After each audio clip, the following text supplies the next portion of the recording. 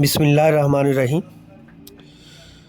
آج میں کوئی خوبصورتی کے بارے میں بات چیت کرنا چاہتا ہوں۔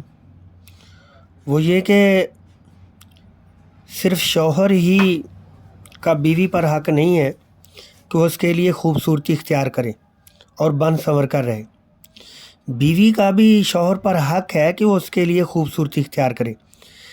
جیسے آپ اسے خوبصورت دیکھنا چاہتے ہیں، ویسے ہی وہ بھی آپ کو خوبصورت دیکھنا چاہتی ہے۔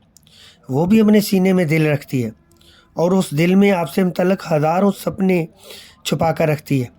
اس لیے اگر روزانہ نہیں تو کم از کم کبھی کبھی ایسی ڈریسنگ کر لیا کریں جو آپ کی بیگم صاحبہ کا دل لبھائے اور آپ اسے خوبصورت لگیں۔ ہر وقت بے سرے ہی نہ بنے رہا کریں کہ جس سے شوہر کم لگیں اور گھر میں گم کرنے والی مالی بابا زیادہ لگیں۔ بعض شوہروں کو سدا بہار مالی بابا والی کیفیت میں ہی رہتی ہے۔ خوشبو لگانا تو دور رہو، اپنے جسم سے سینے کی بدبو بھی ختم نہیں کرتے۔ ایسی صورت میں وہ پھر شکوہ بیگمات کے بارے میں کرتے ہیں کہ ان میں دلچسپی نہیں رکھتی۔ آپ انہیں اپنی دلچسپی والی کیفیت بنائیں گے تو تبھی بیگم کے دل میں بھی آپ کی طرف میلان اور دلچسپی بڑھے گی۔ لہذا اپنے اوپر بیوی کا حق پورا کریں اور اس کے لیے خوبصورتی اختیار کریں۔ ہمارے پیارے نبی صلی اللہ علیہ وآلہ وسلم تو بہت خوبصورت ہیں۔ اللہ تبارک تعالیٰ نے ان کو جسم مبارک ہی ایسا دیا تھا کہ ان کے پسینے مبارک سے بھی خوشبو آتی تھی، لیکن اس کے باوجود بھی آپ خوشبو کو پسند کرتے تھے۔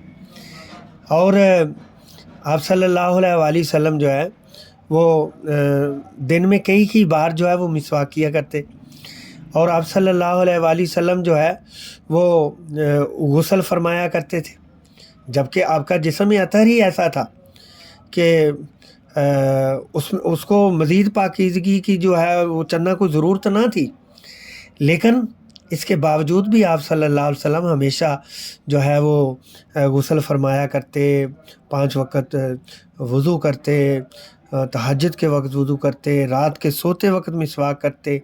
جو ہے وہ مسواک کو آپ نے اپنی زندگی کا اوڑھنا بچھوڑنا بنایا تھا۔ آئیے ہم بھی جو ہے اپنی زندگی کو خوبصورت بنائیں تاکہ دوسرے جو ہیں وہ ہم سے محبت کریں۔ اللہ سے دعا ہے اللہ عمل کی توفیق عطا فرمائے۔